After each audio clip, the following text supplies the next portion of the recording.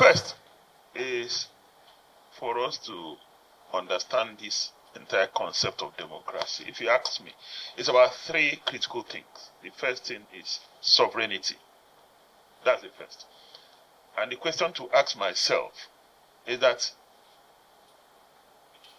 if we truly look at the way things have gone, does power truly reside with the Nigerian people or with the executive branch of government? No, I just want you to just think about that. That's the first. The second of the tripod of democracy is freedom. In view of the insecurity in the land today, in view of the hunger, lack of access to quality education, and all that we're seeing around us, are Nigerians actually free? That's the next question I'd like to ask myself. Are Nigerians actually free? Freedom is not about moving from one location to the other. Freedom is about freedom from want, freedom from fear, and all of the freedoms we can think of. The third of the tripod of democracy is growth or development. And if you look at the indicators, are we truly making progress? Is it in terms of inflation? Is it our debt profile? Is it poverty rate? The fact that that statistics is yet to be challenged. 133 million Nigerians live in absolute multi-dimensional poverty. Our lived experience speaks of hunger. So if you talk about that, that can help you define the kind of democracy we have. Democracy, I don't think, is just about the ritual of elections. That is not democracy. In fact, I'll talk about, and so for me, that's the first issue. The second issue is to talk about, which, of course, Dr. Lukman had spoken extensively about. After 26 years, and particularly in the last 2 years, can we rightly say democracy is on the decline? Is democracy backsliding or not? If we ask ourselves that question, and apostles, sympathizers will tell you that we should celebrate 26 years of holding periodic elections. What they will not tell you is that assessment by both the international community and the lived experience of Nigerians tell a different story. If you challenge statistics, if you challenge data sets that is available, will you also challenge the lived experience of Nigerians? If you challenge the lived experience of Nigerians and say the numbers don't say so, but the numbers say so, and the lived experience of Nigerians say so, so there must be a consensus. There is already a consensus out there about whether there is democratic decline or not. Freedom House in its 2024 report looked at Nigeria extensively. It's a US-based institution and said that Nigeria is not only a fragile state, but that all indicators are not on amber, but on red. If you're not satisfied with that, there's an organization called VDEM, based in Sweden. They too looked at the evolution of democracy in the past 26 years, and particularly in the last 2 years. In their 2024 report, they classified Nigeria as a nation of electocracy, electoral autocracy. And so it's not just about elections, it's about the fact that we have autocracy embedded in democracy. You may not also be satisfied with that. What of the Economic Intelligence Unit?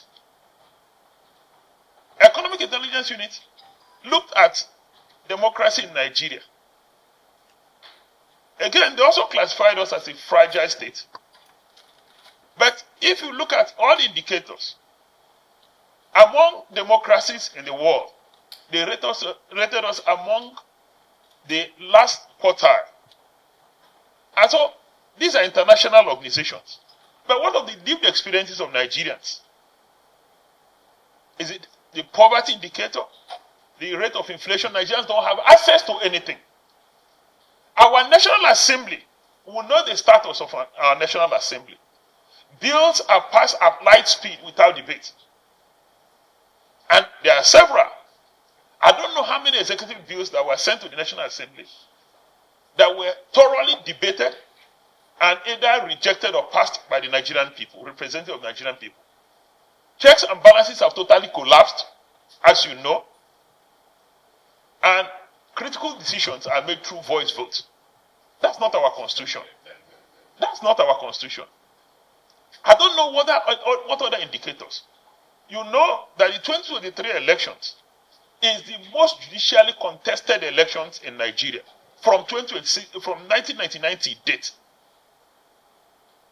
Not only that, what of the number of persons that voted in that election? Our keynote speaker aptly captured it. That we are only 8 million Nigerians elected a president. Something must be wrong with that democracy.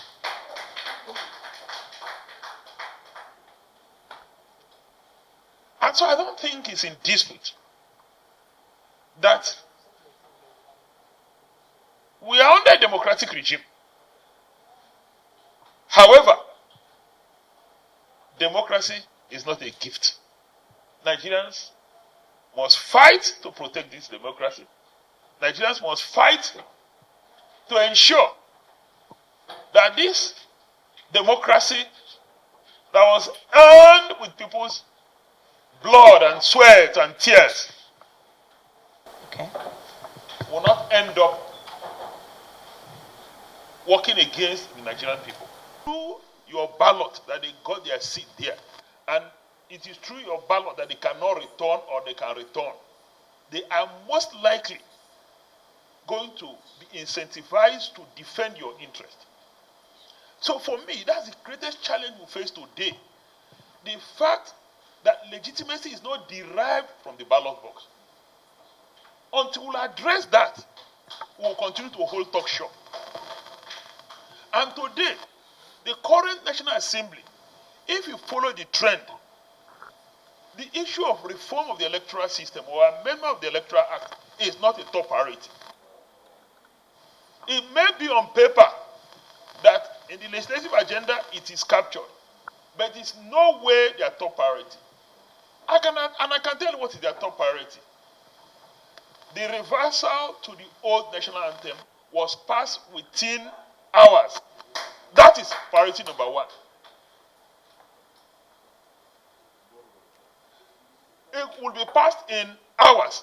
That is a priority. That's how to determine your priority. So, for me, the first thing is, can we deal with this issue of the electoral system? The second one is what Dr. Sam spoke about. The institution that drives that process, INEC. For as long as you have a compromised INEC, please don't expect much. If you also follow the trend of those who are appointed resident electoral commissioners, I'm sure you know, whether we deny it or not, that most of them are partisan. They have entrenched interest in the political system. They are the ones who will post electoral officers, appoint supervisors, appoint returning officers, and all of that, whether at the commission level, at the state level. So the election is rigged even before you commence the process. Then when they get to the National Assembly, if you defect, our constitution is very clear on that. If you defect, you retain your seat. And so it's not important that they will stand up for the Nigerian people. And so in summary, to address this issue, first, let's do everything we can to fix the electoral system, to fix INEC. And it is not those who are in government today that will fix it for us. The media has a role. Civil society has a key role. We cannot remain as armchair critics and expect things to change. Nothing will change.